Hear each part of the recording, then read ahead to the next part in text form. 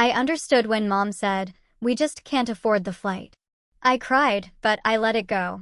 Then my aunt accidentally tagged my mom in a post, poolside, cocktail in hand, smiling ear to ear.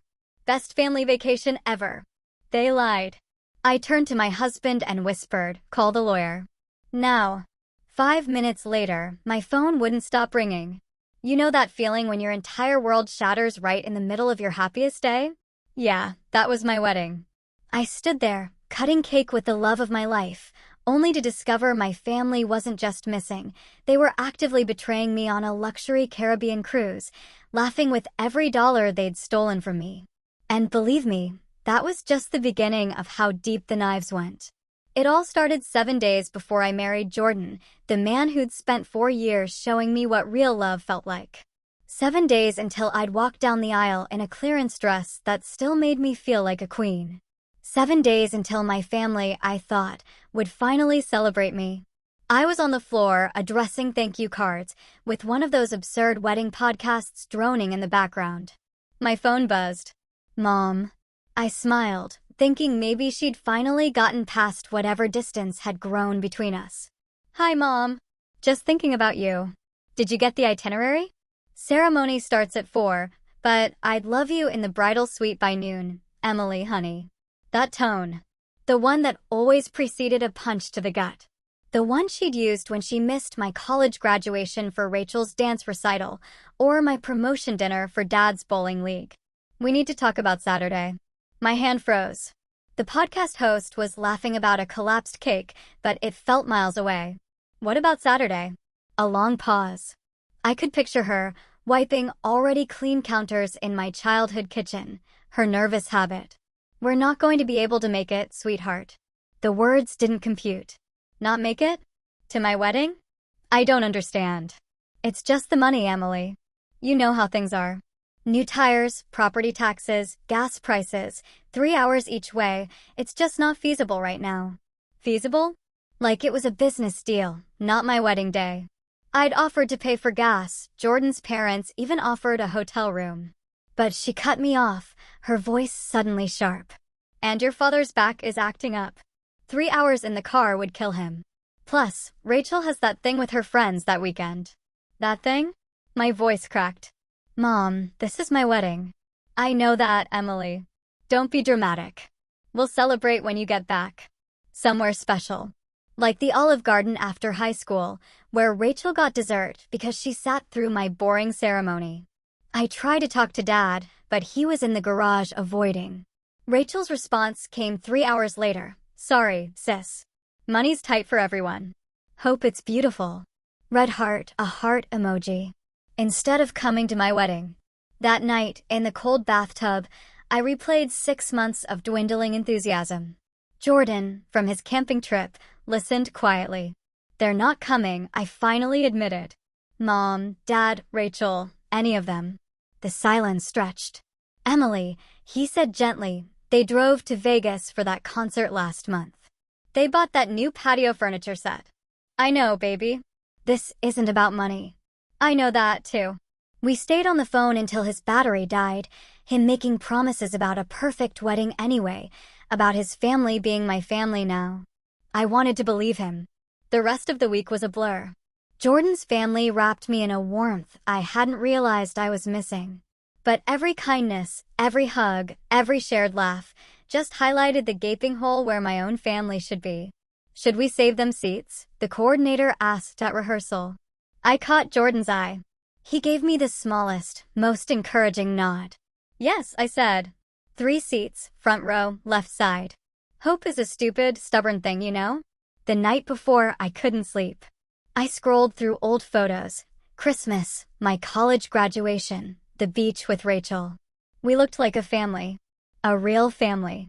Then I found a video of Rachel's high school graduation. Mom filmed it, sniffling with pride, whispering, "That's my baby." She'd driven 6 hours.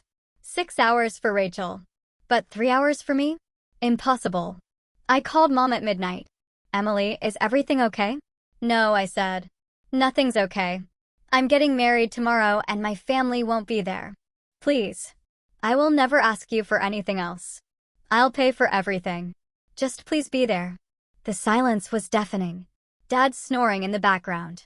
The tick of their grandfather clock, the one that would go to Rachel someday.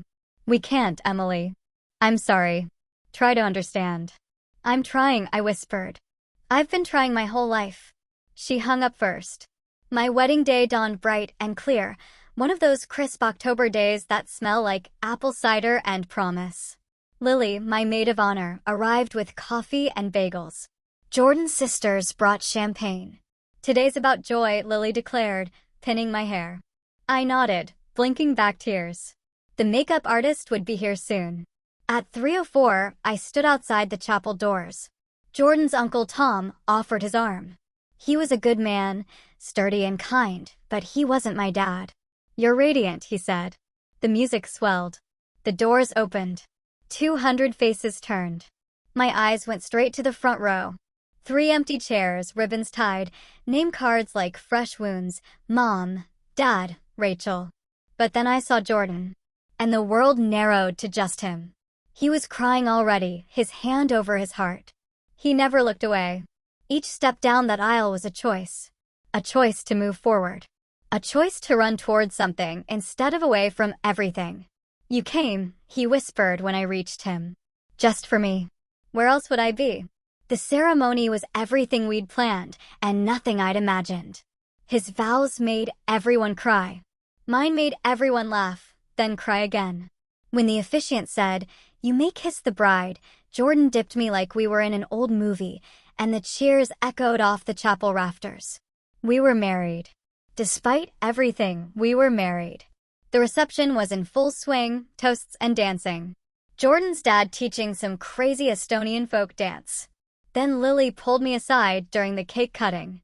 Her voice was strange. Don't look now, but she handed me Jordan's phone. Your mom's been tagged in something. I thought you should see it.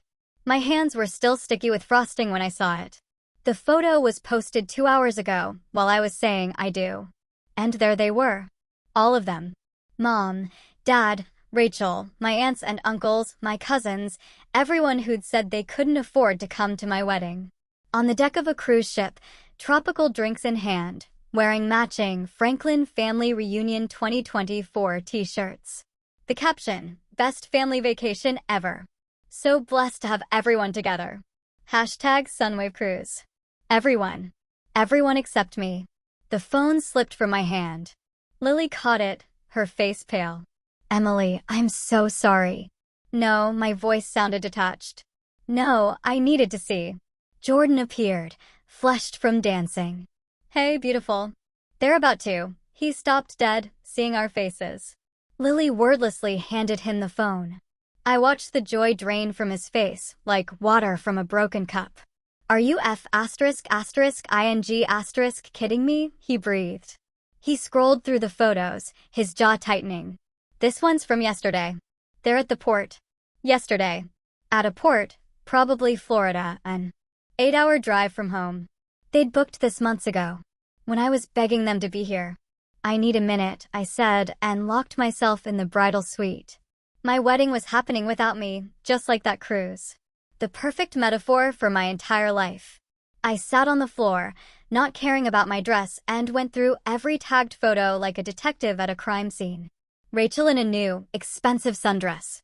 Dad playing shuffleboard with Uncle Pete, who'd sent a card claiming to be under the weather.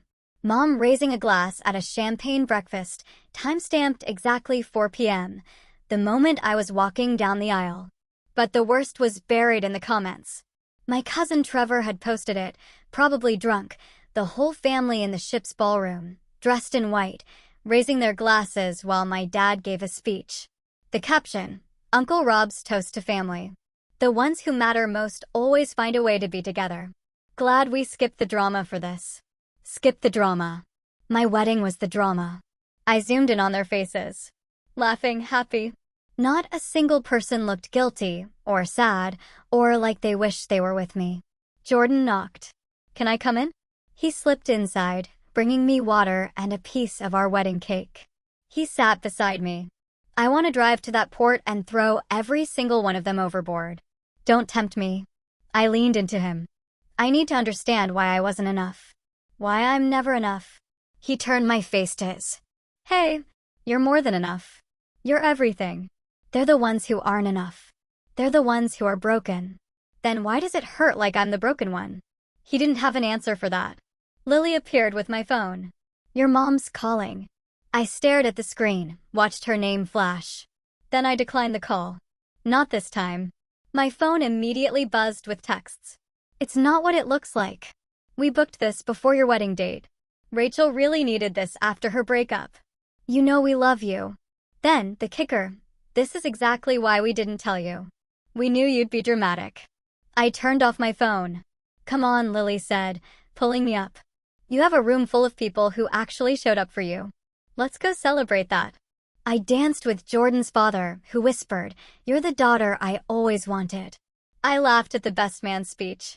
I threw my bouquet. I smiled for photos. But inside, I was cataloging every lie, every excuse, every time they'd chosen someone or something else over me. During our first dance, Jordan held me close. We're going to build something better, he whispered. A family that shows up. What if I don't know how? I asked. What if I'm broken like them? You're not. How do I know? Because you're here, hurting like hell, and you're still being kind to everyone. You haven't made a scene. You haven't ruined anything. You're not them, Emily. You'll never be them. Later, on the balcony, Jordan's mom, Patricia, joined me. Jordan told me, she said simply. About your family. I nodded. My mother missed my wedding, too. Said she had the flu. Found out later she went to Atlantic City with her boyfriend instead. How did you forgive her? Patricia was quiet. I didn't. I just decided to live well despite her. Had beautiful children, built a loving home, created the family I'd wished for. The best revenge isn't actually revenge, Emily. It's joy. Joy they can't touch or ruin or take credit for. They posted photos during my ceremony. I know, sweetheart. And someday, when they're old and wondering why their daughter doesn't visit, why their grandchildren don't know them, they'll remember those photos. They'll remember choosing a cruise over your wedding, and they'll have to live with that. What if they don't care? Then you'll have wasted less time figuring that out. We went back inside for the last dance. Jordan held me like I was made of spun gold. The 3 empty chairs sat there, ribbons perfect, place cards still marred. Physical proof that I'd saved space for people who couldn't be bothered. As we swayed, Jordan's sister took photos, carefully framing out those empty chairs. Protecting me. That's what family does, I realized. They protect you from hurt, not cause it. As we ran to the waiting car, I turned my phone back on. 47 missed calls. 112 texts. The cruise photos had gone viral in our small town. People were figuring it out. But one message stopped me cold. From someone I didn't recognize, a friend of Mom's named Deborah. Emily, I'm so sorry about what they did. You should know. Your father withdrew $8,000 from the joint account last month for that cruise. The account your grandfather set up. That wasn't his money to take. I read it 3 times. Joint account. Grandfather's account. $8,000. Jordan. My voice came out strangled. He was rubbing my back, trying to calm me down. What is it? I handed him my phone. His eyes scanned the message, his expression shifting from confusion to understanding to pure rage. That account, that's the one with your name on it. From when you were 18. I nodded. Grandpa had taken me to the bank, added me to an account. For your education. Or emergencies. This is yours, Emily. Just yours. But Dad was the primary account holder. I'd never touched it. Had honestly forgotten it existed. We need to call someone, Jordan said. This is theft. Jordan, we can't call a lawyer on our wedding night. Watch me. 20 minutes later, in our hotel suite, Jordan was on speaker with his law school friend Megan while I pulled up bank websites. My hands shook as I typed. The account existed. My name was on it. I reset the password, logged in, and immediately wished I hadn't. The transaction history was a map of betrayal. Starting balance 3 years ago, $47,000. Grandpa had been saving for me my entire life. Current balance, $2,341. Oh my God, I breathed. Withdrawals scrolled down like a grocery list of deception. $8,000 for vacation expenses. $5,000 6 months ago, the week Rachel got her car. $3,500 last year when Mom redecorated the living room. Transaction after transaction, all authorized by Dad, draining away what Grandpa had left for me. Emily, Megan's voice cut through my spiral. This is fraud. Your name is on the account. You never authorized these withdrawals. We can file charges. The relationship doesn't change the crime. They used my inheritance to pay for internet so they could post photos during my wedding, I said, the words heavy with disbelief. I want to do it. File the report. Send the notice. All of it. Are you sure? Jordan asked. There's no going back from this. There's no going back anyway. I gestured at my phone, buzzing incessantly. The cruise photos had gone viral. People were commenting, sharing. Rachel had posted, people don't know the whole story. Emily has always been dramatic. We needed this vacation for our mental health. Mental health. My sister was using therapy speak to justify abandoning me.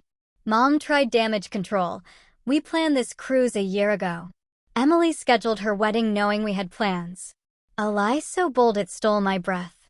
I'd sent save the dates 8 months ago. She'd helped me pick the date. I'm done, I said to Jordan. I'm done pretending they love me. Done making excuses. Done being the understanding one. Good, he said fiercely. It's about time. I typed out a Facebook post. Jordan read over my shoulder. Thank you to everyone who celebrated with us today. To those who couldn't make it, we missed you. To those who chose not to. Come, your absence was a gift. It showed me who my real family is. P.S. If you're wondering about the empty chairs and the photos, check the cruise tags from today. Sometimes people show you exactly who they are. Believe them. You sure? He asked. I hit post. Then I called Megan back. How soon can you send that notice? I can draft it tonight. Send it first thing in the morning. Do it. The phone rang immediately. Mom. Dad. Rachel. Unknown number. Declined. Jordan gently took my phone, powered it off. Tomorrow. We'll deal with it all tomorrow. But tomorrow came faster than expected. At 3 a.m., a knock at our hotel room door. Hotel security stood there with a man. Mrs. Peters, this was left for you. Urgent. An envelope, my name in Dad's handwriting. Inside, a single sheet of paper. Emily, stop this now before you ruin everything. You don't understand. That money is complicated. Your grandfather's estate is complicated. If you pursue this, you'll destroy more than just our relationship. You'll destroy his legacy. We need to talk in person.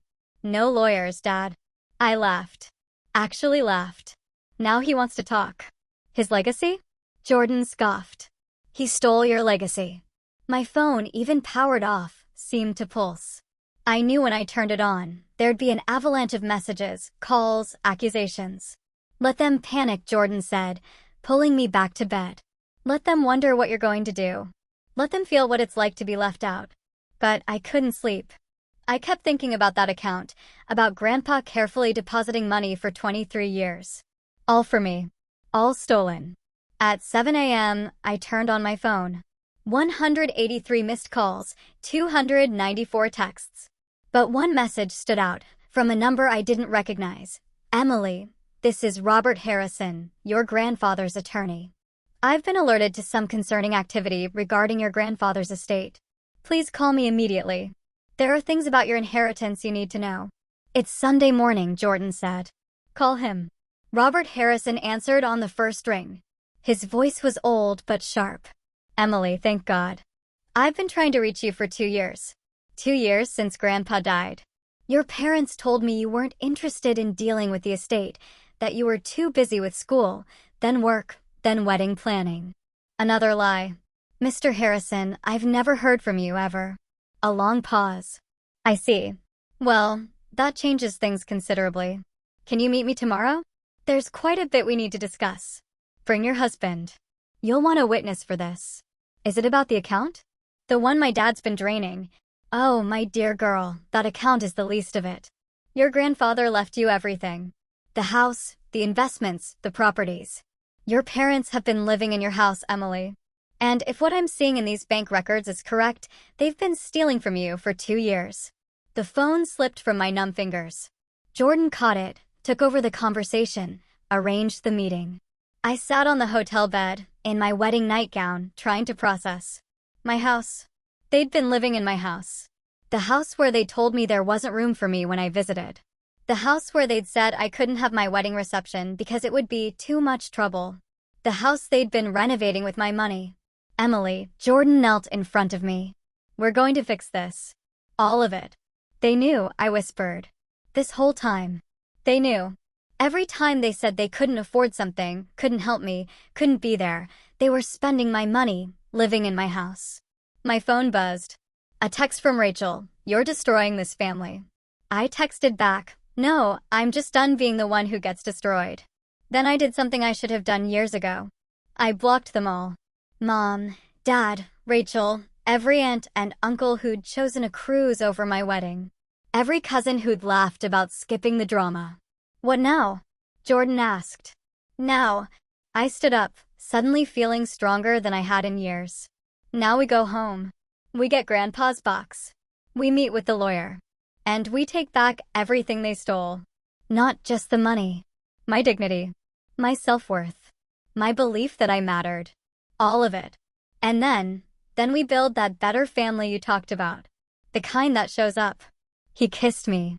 For a moment, in that hotel room, I felt something I hadn't felt in years. Not happy exactly. Not yet. But free. Free from the weight of trying to earn love that was never going to be given. Free from the lie that I was the problem. Outside, my phone lit up with notifications.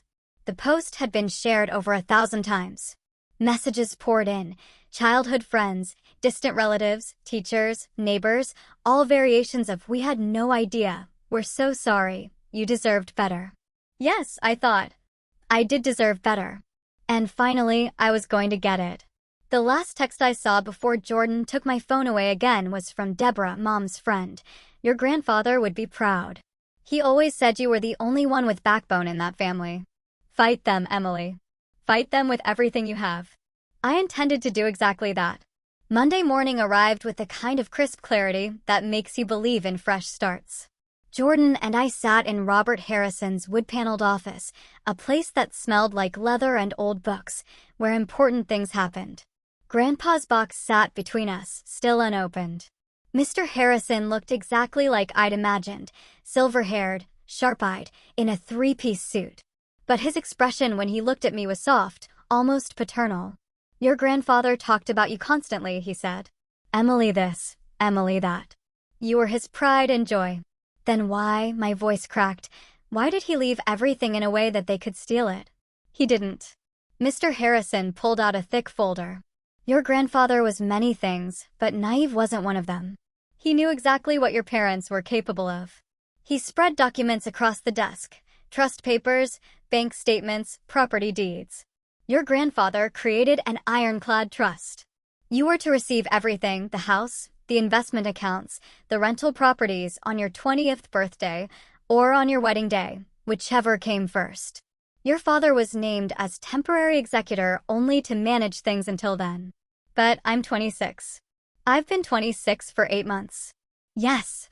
And your father was legally required to transfer everything to you last February.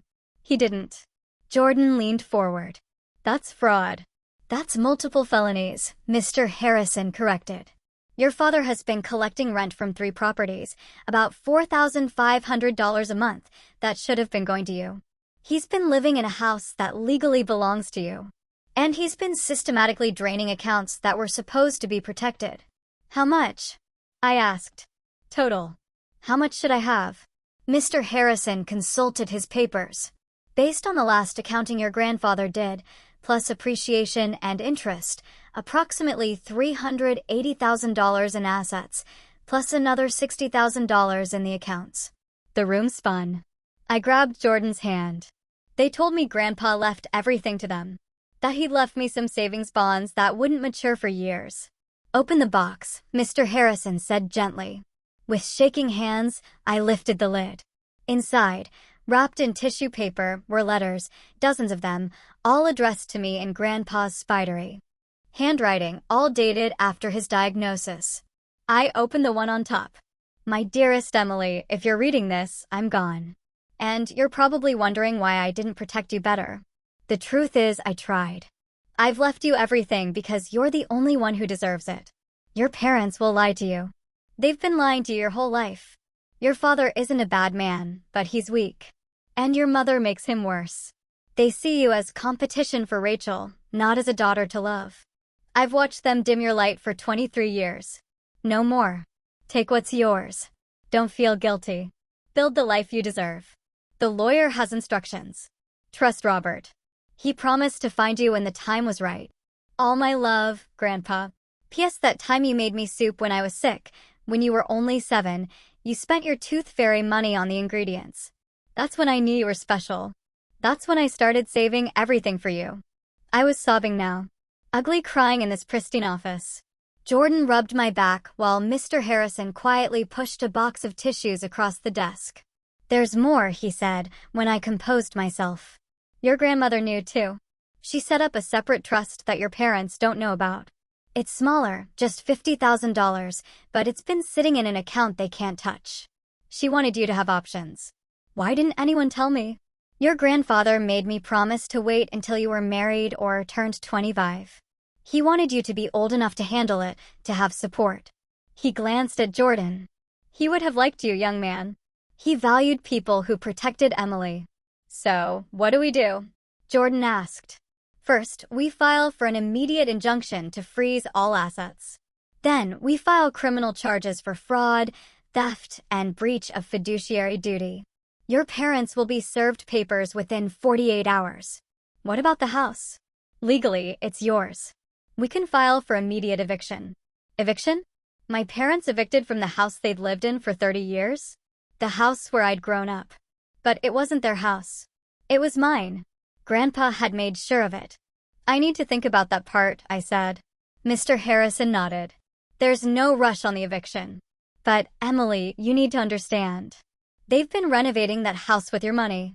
The new kitchen, the pool they put in last year, the finished basement where Rachel lives, rent-free.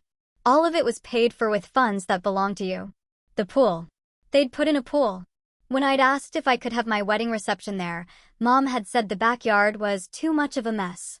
I opened another letter from the box. Emily, your wedding day is coming. I know it is, even if I won't see it.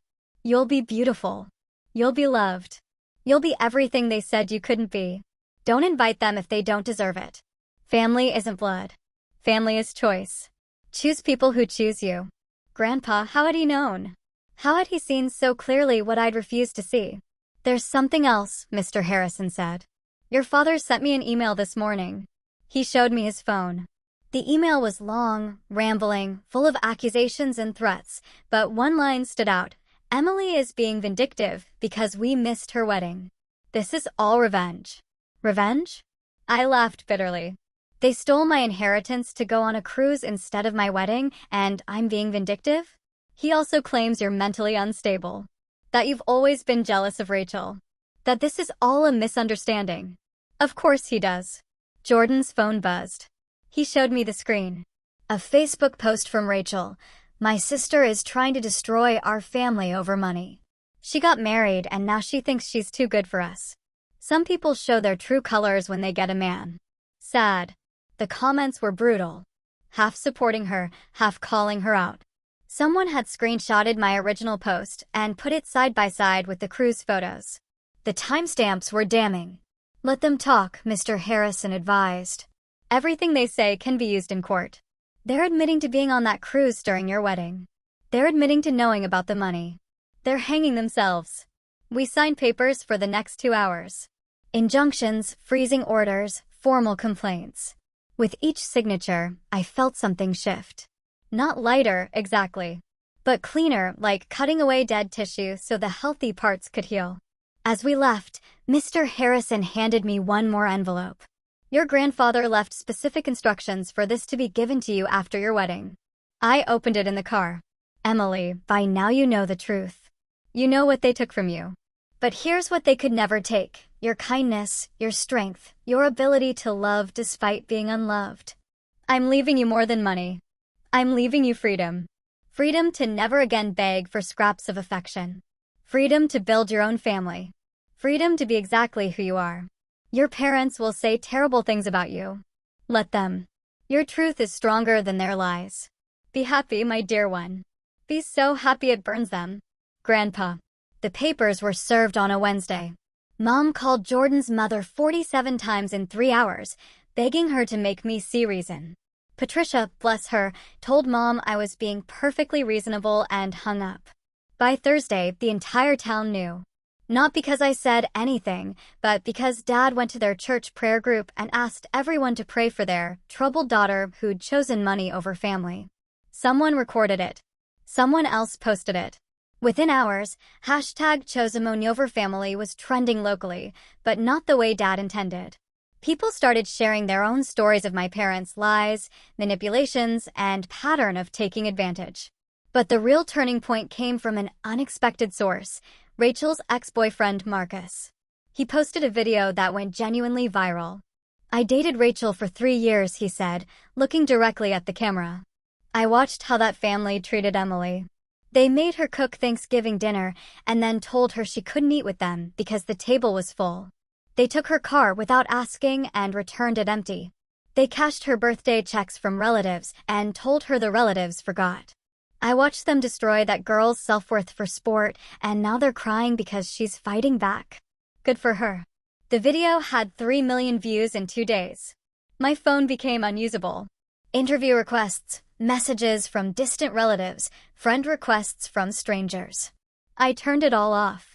But I did read one message from my cousin Mia, Rachel's favorite cousin, the one who'd been flower girl at the wedding I wasn't invited to attend. Aunt Emily, I saw everything. The way they laugh about you when you're not there. The way they use your recipes and claim they made them. The way they spent your college fund on Rachel's pageant stuff. I'm 17 now and I see it all. When I turn 18, I'm done with them too. You're brave. You're my hero. Friday morning, we met Megan at the courthouse. The injunction had been approved. All accounts were frozen. The properties were under legal review. My parents had 72 hours to provide a full accounting of every penny they'd spent. They've hired a lawyer, Megan told us. Harold Whitman. The guy who lost the Patterson case? Jordan scoffed. The one who got disbarred for 5 years and just got his license back? That's the one. Apparently, he's the only one who would take the case. That should have been my first clue that things were about to get uglier. Saturday afternoon, while Jordan and I were at the grocery store, my phone exploded with notifications. Rachel had done a TikTok live, crying prettily into the camera, claiming I'd been abusive to her throughout our childhood. She said I'd locked her in closets, stolen her things, threatened her. It was all lies, but she was a good actress. She'd learned from Mom how to play the victim. But she made one crucial mistake. She said, Emily was always jealous that Grandpa loved me more. That's why she's doing this. Within an hour, someone had posted Grandpa's will. The actual document, which was public record. It mentioned Rachel exactly once, leaving her his old golf clubs. Everything else, every single thing, was left to me. The comments turned savage. Girl, he left you golf clubs. Grandpa said, here's some sticks, bye. Imagine lying about a dead man's love for clout. Rachel deleted the video, but the internet is forever. Sunday was quiet. Too quiet. I should have known they were planning something. Monday morning, I woke up to find our apartment building surrounded by news vans. Someone, definitely Mom, had called every media outlet claiming I was holding my elderly parents hostage, that I was a gold digger who'd married Jordan for money and was now coming after my own family. But they'd miscalculated. The reporters had done their homework. Emily, one called out, is it true your parents spent your inheritance on a cruise during your wedding? Can you comment on the fraud charges? How does it feel to have your story inspire others to stand up against financial abuse? Jordan and I pushed through them without commenting, but I heard one reporter doing a stand-up. The woman being painted as a villain by her family appears to be the victim of systematic financial and emotional abuse spanning years. That afternoon, Mr. Harrison called. Your parents' lawyer has reached out. They want to settle. Of course they do. They're offering to return the house in exchange for dropping all charges. Just the house. What about the hundreds of thousands they stole? They claim that money was family money, used for family expenses. My money used for their expenses. Exactly. I told them no. But Emily, you should know, they're getting desperate. Desperate people do desperate things. He was right. That night, at Jordan's parents' house for dinner, my phone rang. No number, local area code. Hello, Emily. This is Officer Davidson with the police department. We've just arrested your father. My blood went cold. For the fraud. No, ma'am. He was attempting to break into your apartment. Your neighbor called it in. We rushed home to find 2 police cars. Dad was in the back of one. Mom screaming at the officers from the sidewalk. Rachel was filming everything, of course. The officers showed us the doorbell camera footage from our neighbor. Dad, clearly drunk, trying to pick our lock with a credit card like some kind of amateur burglar.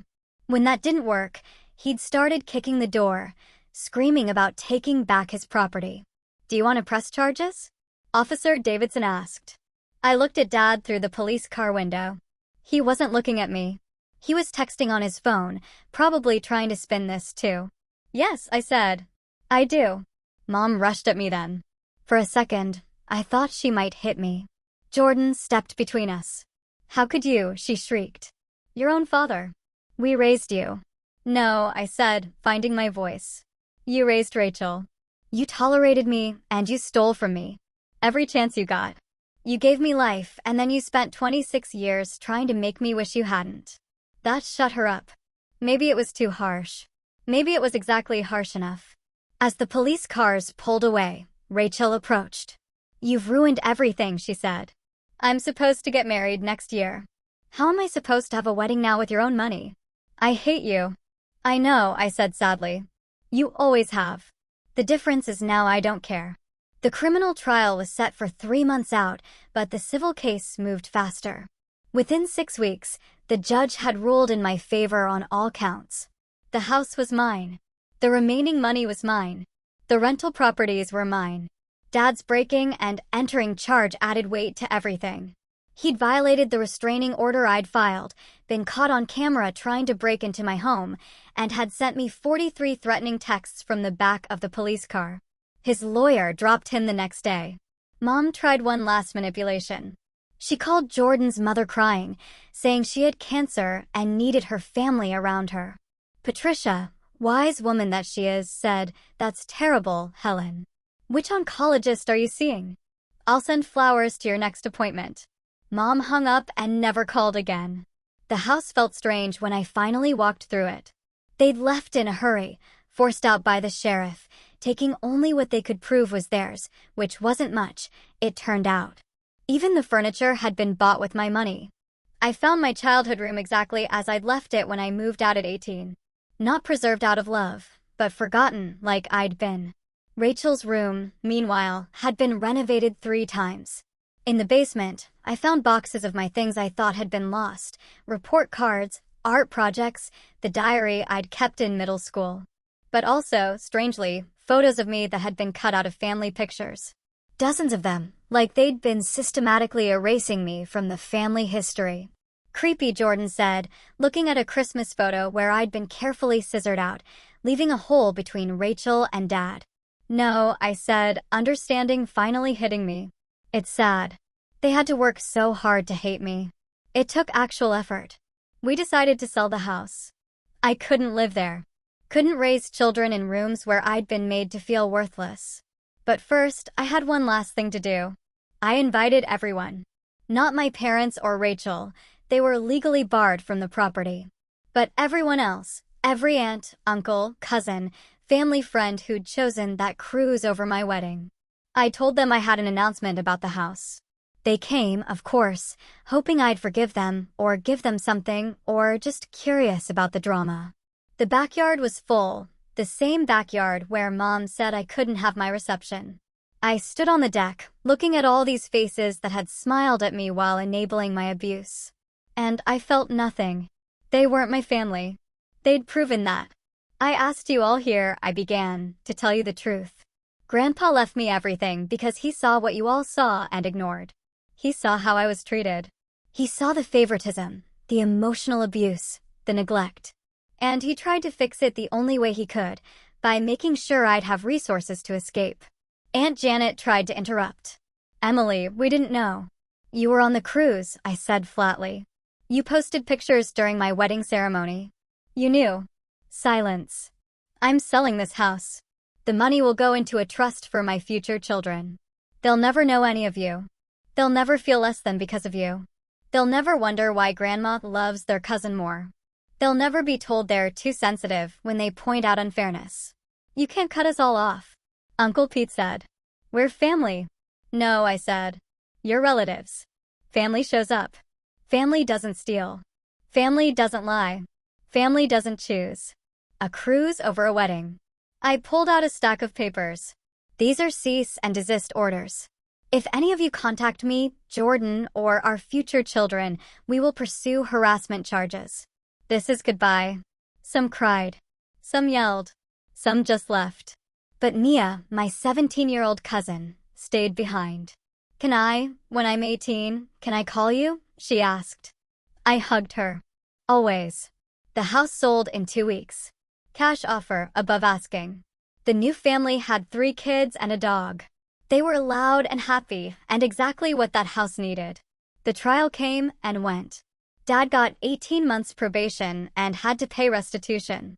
Mom got community service. Rachel wasn't charged, but she'd become infamous online. The video of her claiming Grandpa loved her more had been memed to death. She'd had to delete all her social media, and last I heard, was working at a call center 2 towns over. On our first anniversary, Jordan surprised me with a trip to the courthouse. Not for anything legal, but to renew our vows. Just us, the judge, and his secretary as witnesses. I wanted to marry you again, he said. Now that you know who you really are. Now that you're free. I cried through the whole 5-minute ceremony. That night, we had dinner with his family. My real family now. Patricia had made a cake. Jordan's sisters had decorated the restaurant's private room. His father made a toast that ended with, to Emily, who showed us all what strength looks like. Later, on our apartment balcony, I pulled out one last letter from Grandpa's box. I'd been saving it. The one marked, open when you're happy. Emily, if you're reading this, you've made it. You've broken free. You've chosen yourself. I know it hurt. I know they made you feel like the villain. I know you probably still have days where you wonder if you were wrong. You weren't. Choosing yourself isn't selfish when you've spent your whole life being sacrificed for others. Taking what's yours isn't theft when it was stolen first. Be happy, my dear one. Be so magnificently happy that it makes everyone who hurt you realize what they lost. But more importantly, be happy because you deserve it. You always have. All my love, Grandpa. P.S. That husband of yours, I know you found a good one. Tell him thank you for me. For seeing your worth when your family couldn't, for standing by you, for helping you become who you were always meant to be. I folded the letter carefully. He knew about you, I said, looking at Jordan. He knew you'd find someone who loved you right. I miss him. He's here, Jordan said, gesturing at our life, our home, our freedom. In every choice you make to value yourself. In every boundary you set. In every moment you choose joy over guilt. 2 years later, when our daughter was born, we named her Grace, after Grandpa's mother, whose picture I'd found in his papers. A woman who'd also been the black sheep, who'd also chosen herself, who'd also lived magnificently despite her family's disapproval. Mom sent a card when the birth announcement made the local paper. Just signed, Grandma. I returned it unopened. Rachel reached out once through a lawyer, asking if I'd help with her wedding costs since family helps family. I sent back a check for $50. In the memo line, I wrote, the exact amount you gave for my wedding gift. Family helps family equally. The check was never cashed. Last week, I drove past the old house. The new family had painted it yellow, added a swing set, planted a garden. Kids' bikes were scattered on the lawn I'd once mowed while Rachel sunbathed. It looked like a home now.